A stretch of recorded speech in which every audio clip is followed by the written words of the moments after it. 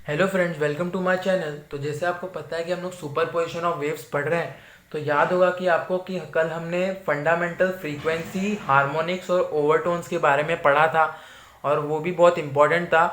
हमने वो इसलिए पढ़ा था क्योंकि हमें वाइब्रेशन प्रोड्यूस्ड इन स्ट्रिंग के बारे में पढ़ना था, उसका एक्सप्रेशन निकालना था, क्योंकि वो बहुत इंपॉर्टेंट होता है। तो आज हम लोग वाइब्रेशन प्रोड्यूस्ड इन स्ट्रिंग पढ़ने वाले हैं।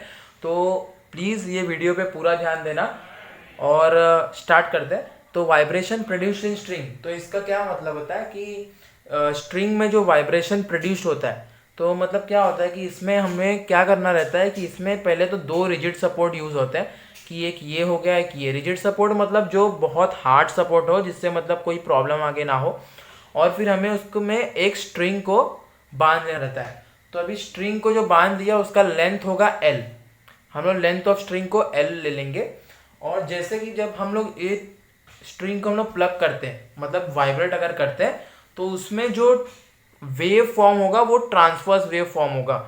तो जैसे कि इसमें जो वेव फॉर्म होगा वो ट्रांसवर्स वेव फॉर्म होगा। अब आप लोग सोचते होंगे कि ट्रांसवर्स वेव क्यों फॉर्म होगा, कोई और वेव क्यों नहीं फॉर्म होगा। तो ट्रांसवर्स वेव इसलिए फॉर्म होगा कि हमेशा ट्रांसवर्स वेव, याद रखना, मीडियम में वाइब्रेट होता है। तो यहाँ पे ये स्ट्रिंग एक मीडियम है और वो मीडियम में वाइब्रेट हो रहा है, तो इसलिए हम लोग उसको ट्रांसवर्स वेव लेंगे। और जब भी हम लोग इसको वाइब्रेट करेंगे तो जो टेंशन फॉर्म होगा उसको हम लोग टी से डिनोट करेंगे। तो टी हो जाएगा टेंशन ऑफ स्ट्रिंग, तो टेंशन इन स्ट्रिंग, सॉरी। और अभी एम को मास per unit length of string बोलेंगे। अब इसको मास per unit length of string क्यों बोला, तो मैं बताता हूँ आपको। कि अब समझो कि हम लोग 10 kg का, 10 किलो का अगर समझो स्ट्रिंग है, तो उसका मास 10 किलो हो गया और उसका लेंथ हो गया 10 मीटर। तो फिर अगर हम लोग समझो कि अभी केजी को हम लोग मास बोलते हैं और मीटर को हम लोग लेंथ में मानते हैं, तो मास पर यूनिट लेंथ हम लोग इसको बोलेंगे। तो इसको क्या बोलेंगे, इसका अगर ऐसा यूनिट बोलेंगे तो हम लोग 1 kg पर मीटर बोलेंगे। तो मतलब अगर एम का अगर आप यूनिट लिखोगे तो उसको हमेशा केजी पर मीटर में डिनोट करना। लेकिन इसको हम लोग क्या पढ़ेंगे कि मास पर यूनिट लेंथ, क्योंकि यहाँ पे केजी था और यहाँ पे मीटर। केजी को हम लोग मास में बोलते हैं और एम मीटर को लेंथ में पढ़ते हैं, तो इसको हम लोग मास पर यूनिट लेंथ बोलेंगे। तो इसलिए हम लोग ने एम को मास पर यूनिट लेंथ बोला। और एम को एक और चीज़ से नाम दिया जाता है, अगर हम लोग न्यूमेरिकल्स करेंगे तो एम को एक और चीज़ से बोला जाता है, लीनियर डेंसिटी। तो ये चीज़ आप लोग कहीं पर लिख के रखो। और फिर मेन चीज़ है वेलोसिटी ऑफ ट्रांसवर्स वेव। हमें वेलोसिटी ऑफ ट्रांसवर्स वेव याद रखना है कि root of T by M. T by M इसको याद रखो, क्योंकि आगे अभी हम लोग जब एक्सप्रेशन करेंगे इसका तो ये बहुत यूज़ होगा। तो फिर अभी हम लोग इसके डायग्राम पे जाते हैं, तो स्टार्ट करते हैं। अब जैसे कि हम लोग डायग्राम देखते हैं कि समझो अभी हम लोग ने तो दो रिजिड सपोर्ट खड़ा किया था और ये एक स्ट्रिंग है। तो अब ये स्ट्रिंग में कोई भी वाइब्रेशन नहीं है, तो इसमें हम लोग नो वाइब्रेशन करके लिख दीजिएगा। आपको अगर डायग्राम बनाना रहेगा तो फिर आप लोग ऐसा ही डायग्राम बनाना कि आपको फुल मार्क्स मिलेगा। तो फिर नो वाइब्रेशन लिखा। अब जैसे हम लोगों ने इसको प्लग किया, मतलब इसको जैसे ही वाइब्रेट किया, तो जो सबसे मिनिमम फ्रीक्वेंसी, जैसे आपको याद होगा हमने कल पढ़ा था कि मिनिमम फ्रीक्वेंसी को हम लोग फंडामेंटल फ्रीक्वेंसी पढ़ते हैं। तो फिर जो मिनिमम फ्रीक्वेंसी होगा वो हर एक लूप में फॉर्म होगा। एक लूप, लूप हम लोग इसको बोलते हैं कि ये एक लूप में फॉर्म होगा। अब आप लोग लूप में फॉर्म हुआ ऐसा आप सोचते हो कि लूप में क्यों फॉर्म हुआ, तो आपको याद रखना चाहिए कि अगर रिजिड सपोर्ट होगा तो हमेशा नोड फॉर्म होता है इसमें। तो नोड होने की वजह से लूप फॉर्म होता है। तो हमेशा याद रखना कि अगर रिजिड सपोर्ट होगा तो नोड फॉर्म होगा, अगर रिजिड सपोर्ट नहीं होगा तो एंटी नोड फॉर्म होगा। आपको याद होगा हमने नोड और एंटी नोड के बारे में पढ़ा था। Node minimum displacement between the wave और anti node maximum displacement between the wave, आपको याद होगा। और ये इसको हम लोग वाइब्रेशन बोलेंगे। जो भी ये बीच में जो ये डॉटेड लाइंस है, इसको हम लोग स्ट्रिंग मान लेंगे। स्ट्रिंग मान लेंगे, नहीं स्ट्रिंग ही है वो। आगे फिर थोड़ा सा इसको बड़ा कर देता हूँ क्योंकि अभी और भी है। तो इसको हम लोग क्या बोल देंगे कि हम लोग इसको फर्स्ट मोड पढ़ेंगे। तो जिसमें वन लूप फॉर्म होता है उसको हम लोग फर्स्ट मोड बोलेंगे। अभी वन लूप फॉर्म होता है तो फर्स्ट मोड बोलेंगे। तो या अब आपको समझ गया होगा, अगर दो लूप फॉर्म होगा तो उसको सेकंड मोड बोलेंगे। तो जैसे कि ये तो मिनिमम वाइब्रेशन था, अब जैसे वाइब्रेशन और बढ़ेगा, तो अभी जैसे आप कोई चीज़ को वाइब्रेट करते हैं तो उसका जो मिनिमम वाइब्रेशन के बाद तो और भी वाइब्रेशन उसके बढ़ते हैं। तो फिर जो सेकेंड वाइब्रेशन होगा वो हमारा दो लूप का होगा। जो हमारा सेकंड वाइब्रेशन होगा वो दो लूप का होगा। और इसमें समझो अगर यहाँ पे दो नोड था तो यहाँ पे एक नोड होगा, ये बीच में एक नोड होगा और यहाँ पे एक नोड होगा, ठीक है। और इसको हम लोग सेकेंड मोड पढ़ेंगे, सेकेंड मोड। और थर्ड में हम लोग क्या होगा, थर्ड मोड में 3 लूप्स होंगे, थर्ड मोड में हम लोग 3 लूप्स होंगे। तो ये हो गया। और यहाँ पे नोड कितने होंगे, एक नोड यहाँ पे हो गया, एक नोड यहाँ पे हो गया, एक नोड यहाँ पे हो गया, और एक नोड यहाँ पे हो गया। और इसको हम लोग थर्ड मोड पढ़ेंगे। ऐसे बहुत मोड्स होते हैं, n नंबर ऑफ मोड्स होते हैं गाइस। और अभी तो हम लोग को खाली डायग्राम में क्योंकि इतना ही पढ़ना है, क्योंकि इसका समझ जाओगे तो आपको n नंबर ऑफ मोड्स निकालना भी इजी पड़ जाएगा। तो फिर अभी हम लोग ये तो कर लिया, अब हम लोग आगे इसके उस एक्सप्रेशंस पे जाते हैं। तो एक्सप्रेशन स्टार्ट करते हैं। तो जैसे कि अभी हम लोग देखते हैं कि फॉर फर्स्ट मोड, तो हर एक मोड वाइज जाएंगे हम लोग। तो पहले हम लोग फर्स्ट मोड पे जाते हैं। तो फॉर फर्स्ट मोड, अभी हम लोग फर्स्ट मोड का डायग्राम देखते हैं। जैसे कि अभी देखो फर्स्ट मोड का, मैं अभी इसमें एक चीज़ आपको याद रखना है कि जो स्ट्रिंग की जो लेंथ रहेगी वो सेम रहेगी, बस जो वाइब्रेटिंग लेंथ रहती है वो बार बार बदलती रहेगी। क्योंकि अभी देखो यहाँ पे थोड़ा मिनिमम वाइब्रेशन है, तो इसमें वाइब्रेटिंग फ्रीक्वेंसी, वाइब्रेटिंग लेंथ अलग होगी, इसमें वाइब्रेटिंग लेंथ अलग होगी क्योंकि ये वाइब्रेशन चेंज। ऐसे में तो लेंथ ऑफ स्ट्रिंग तो सेम रहेगा लेकिन वाइब्रेटिंग लेंथ हमेशा अलग रहेगा। तो फिर हम लोग क्या करेंगे, तो फर्स्ट मोड पे क्या है कि एक लूप फॉर्म हो रहा है। तो फिर फॉर एग्जांपल अभी हम लोग कैसा लिखेंगे कि इसमें लिख देंगे कि वाइब्रेटिंग लेंथ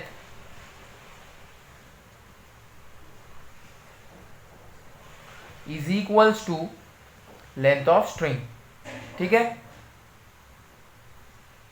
अब हम लोग डायग्राम में आते हैं। तो फिर देखो इसमें वाइब्रेटिंग लेंथ कहाँ से कहाँ तक है, तो ये नोड टू नोड तक वाइब्रेटिंग लेंथ है, वाइब्रेटिंग लेंथ। और अपना जो मेन लेंथ ऑफ स्ट्रिंग हो तो एल है, समझ गए। तो नोड टू नोड, अब आपको याद होगा हमने पढ़ा था कि the distance between two successive nodes is λ/2। तो हम लोग नोड टू नोड तक का वाइब्रेटिंग लेंथ है तो नोड टू नोड लिख देंगे। और अपना लेंथ ऑफ स्ट्रिंग तो आपको मालूम ही है क्या है, ठीक है। अब नोड टू नोड क्या होता है, λ/2 जैसा हमने पढ़ा था, और इज इक्वल्स टू एल। अब यहाँ में मेन लैम्बडा का वैल्यू चाहिए, तो लैम्बडा इज इक्वल्स टू 2 उधर चले जाएगा, तो lambda is equals to 2l। इतना तो समझ ही कह रहेंगे आप, 2 डिवाइड में था उधर जाके मल्टीप्लाई हो गया, ये हो गया हमारा सबसे पहला वैल्यू आ गया। अब नाउ आपको ये चीज़ याद रखना पड़ेगा कि v is equals to N lambda. इसमें आपको दो चीज़ें रखना v का, एक तो v is equals to N lambda याद रखो, और एक v is equals to root of t by M, ठीक है। अब क्या होगा कि हमें मेन इसमें वैल्यू n का चाहिए, तो क्या करेंगे हम लोग कि n is equals to v by lambda, ये हो गया। अब हमें क्या करना है कि n इज इक्वल्स टू, अब v को क्या करेंगे हम थोड़ा साइड में कर देंगे। अगर v साइड में आ जाएगा तो इधर पे 1 आ जाएगा, तो ठीक है। तो फिर 1 अपॉन लैम्बडा और v यहाँ पे आ गया, ठीक है। अब क्या करेंगे हम लोग कि आपको जैसे पता है कि हमें लैम्बडा का जो वैल्यू मिला है लैम्बडा, तो उसको यहाँ पे सब्स्टिट्यूट कर देंगे। और v का तो हमने बताया था root of t by M, जैसे मैंने लिखाया था पिछले, अभी देखना पीछे थोड़ा। तो फिर ये हो गया। अब हमें पहला फर्स्ट मोड का वैल्यू मिल गया कि, और फर्स्ट मोड का वैल्यू मिल गया, और इसी को हम लोग सबसे जो पहला वैल्यू, इसी को हम लोग बोलेंगे फंडामेंटल फ्रीक्वेंसी। मतलब फंडामेंटल फ्रीक्वेंसी हमें मिल गया, क्योंकि जो सबसे मिनिमम फ्रीक्वेंसी होगा उसको फंडामेंटल फ्रीक्वेंसी बोलेंगे। सबसे फर्स्ट मोड का जो ये फ्रीक्वेंसी मिला, इसको हम लोग फंडामेंटल फ्रीक्वेंसी में बोलेंगे। तो फिर फंडामेंटल, और इसी को हम लोग फर्स्ट हार्मोनिक भी बोलेंगे, ठीक है, फर्स्ट हार्मोनिक। अब आपको समझ जाना चाहिए कि अगर समझो कि ये हमें फर्स्ट हार्मोनिक मिला, तो फर्स्ट हार्मोनिक हमने याद है आपको पढ़ा था कि n को हम लोग फर्स्ट हार्मोनिक बोलते हैं, जैसे कि n is equal to first harmonic. अब हमने फर्स्ट हार्मोनिक उसको क्यों बोला था, फर्स्ट हार्मोनिक इसलिए बोला था क्योंकि हम लोग हार्मोनिक के बारे में पढ़ा था, integral multiple of fundamental frequency, that is integers भी होगा और मल्टीप्लाई बाय फंडामेंटल फ्रीक्वेंसी होगा। तो हमें n तो यहाँ पे मिल गया, ठीक है, n यहाँ पे मिल गया। अभी हम लोग क्या करेंगे कि अब समझो कि ये 1 को अगर हम लोग यहाँ पे साइड में रख दिए, ये 1 को यहाँ पे अगर हम लोग साइड में ला दिए तो यहाँ पे तभी भी 1 ही आएगा। तो 1 और 1 upon 2l raise to t by M क्या होता है, ये हमें तो मिल गया 1 upon 2l raise to t by M क्या था, n1 था, और फिर 1, तो n1 is equals to first mode is equals to fundamental frequency, ठीक है। अब n is equal to first harmonic हो गया, तो अभी आगे हमें कैसा होना चाहिए, या तो 2n मिलना चाहिए सेकेंड हार्मोनिक, या तो 3n मिलना चाहिए थर्ड हार्मोनिक। कोई कोई में तो कैसा होता है आपको मालूम है, अगर हम लोग आगे पढ़ेंगे ना तो फिर कैसा होगा कि हमें डायरेक्ट 2n नहीं मिलेगा, डायरेक्ट 3n मिलेगा, और 3n नहीं डायरेक्ट 7n, मतलब सब ऑड हार्मोनिक्स मिलेंगे। अभी इसमें क्या मिलेंगे वो हम लोग को नहीं मालूम है, अभी मोड के हिसाब से जाएंगे तो हमें मालूम पड़ेगा। तो फिर अभी n1 हमें मिल गया जो मेन है फंडामेंटल फ्रीक्वेंसी। अब आगे क्या करना है, हम लोग को सब हार्मोनिक्स मिलेंगे जैसे कि integral multiple of fundamental frequency, और नहीं मिला तो हमें बनाना पड़ेगा। ठीक है, तो स्टार्ट करते हैं। तो फिर फॉर सेकेंड मोड, तो अभी जाते तो फॉर सेकेंड मोड। अब सेकेंड मोड का हम लोग थोड़ा वो वाइब्रेशन देखेंगे। तो क्या था कि उसका जो वाइब्रेटिंग लेंथ है वो कहाँ से कहाँ तक है, ये नोड से ये नोड तक, फिर ये नोड से ये नोड तक, मतलब 3 बार नोड आया, और अपना लेंथ ऑफ स्ट्रिंग तो सेम ही होगा। तो फिर क्या करेंगे हम लोग, यहाँ पे लिख देंगे vibrating length is equals to length of string. अब वाइब्रेटिंग लेंथ क्या था, नोड टू नोड फिर to node is equals to L. अब नोड टू नोड क्या पढ़ा था हमने, lambda by two plus node to node lambda by two is equals to L, ये हमने लिख लिया। अभी ये लैम्बडा प्लस लैम्बडा 2 लैम्बडा हो जाएगा, और नीचे का 2 बार 2 1 बार 2 लिख देंगे, ये 2 2 कैंसिल हो जाएगा, तो लैम्बडा का वैल्यू आ गया एल। ठीक है, ये हमने कर लिया। अब क्या करेंगे, इजी सा, now v is equals to N lambda, फिर n is equals to V by lambda. अब याद होगा आपको, जो v को थोड़ा साइड में रख देंगे तो क्या हो जाएगा इधर पे कि 1 अपॉन लैम्बडा, यहाँ पे v आ जाएगा। 1 अपॉन लैम्बडा का वैल्यू था l, फिर v का वैल्यू था हमारा root of t by M, जैसे हमने बताया। अब इसमें क्या लग रहा है, हमें इसको क्या करना है कि इसे हमें अपना फंडामेंटल फ्रीक्वेंसी के हिसाब से बनाना है। तो यहाँ पे 2l होना चाहिए। अगर हमें फंडामेंटल फ्रीक्वेंसी के हिसाब से बनाना रहेगा, जैसे ये कि 1 upon 2l raise to T by M, तो इसको क्या करना पड़ेगा हमें, अभी नीचे l है तो इसको 2l बनाना पड़ेगा। तो हम लोग क्या करेंगे यहाँ पे, अभी हम लोग सेकेंड मोड का ढूंढ रहे तो n2 हो जाएगा। तो फिर क्या होगा कि हमें इसे multiply and divide by 2 in numerator and denominator करना पड़ेगा। तो क्या हो जाएगा, 2 1 जा ऊपर 2 हो जाएगा, नीचे 2l हो जाएगा raise to T by M. ठीक है, अब हमने जैसे स्टार्टिंग में मैंने बताया था आपको कि समझो यहाँ पे 1 upon 2l raise to T by M था, तो अगर यहाँ पे एक 1 आ जाएगा तो क्या हो जाएगा, हमें क्या मिलेगा कि ये तो 1 आ गया तो इधर पे तभी भी n बचेगा। तो क्या होगा, n1 is equals to n, that is first harmonic मिला था हमें, तो n के यहाँ पे 1 था तो इसलिए हम लोग फर्स्ट हार्मोनिक बोले। तो अभी ये इधर पे क्या करेंगे हम लोग कि यहाँ पे n2 लिख के ये 2 को थोड़ा साइड में रख देंगे, 2 यहाँ पे लिखा तो वहाँ पे क्या आएगा 1 upon 2l raise to T by M. तो अभी आप समझ ही करोगे n2 is equal to 2 times of, अभी इसका तो हम लोग ने इसी को हम लोग फंडामेंटल फ्रीक्वेंसी बताया, अभी तो इसका वैल्यू निकाले थे n 2n1। ठीक है, और इसी को हम लोग ने हमारे पिछले वीडियो में पढ़ा था कि इसको सेकेंड हार्मोनिक बोलेंगे। अब फिर आप सोचते होंगे क्यों सेकेंड हार्मोनिक बोलेंगे, तो आपको याद है बताया था integral multiple of fundamental frequency. देखो ये n1 फंडामेंटल फ्रीक्वेंसी है और ये इंटीजर है, तो integral multiple of fundamental frequency is equals to harmonics. Second harmonic बोला, और आपको याद होगा हमने ओवरटोन्स बताया था, तो फिर मैं उसको डायग्राम के हिसाब से आपको एक बार समझा देता हूँ कि ओवरटोन्स क्यों बताया था।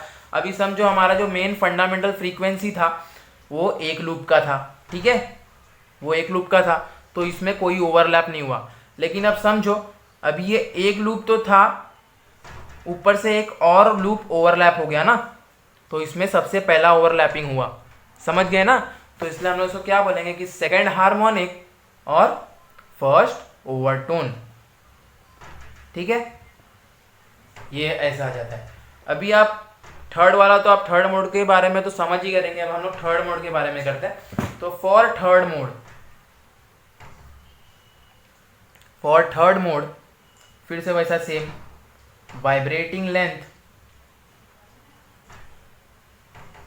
Is equals to length of string. अभी यहाँ पे फिर से डायग्राम पे आए तो इधर पे वाइब्रेटिंग लेंथ क्या है, नोड से नोड, फिर नोड से नोड, फिर नोड से नोड, 4 बार नोड है। और अपना लेंथ ऑफ स्ट्रिंग तो वही होगा जो हमने पढ़ा था। तो यहाँ पे क्या है, node to node to node to node is equals to L.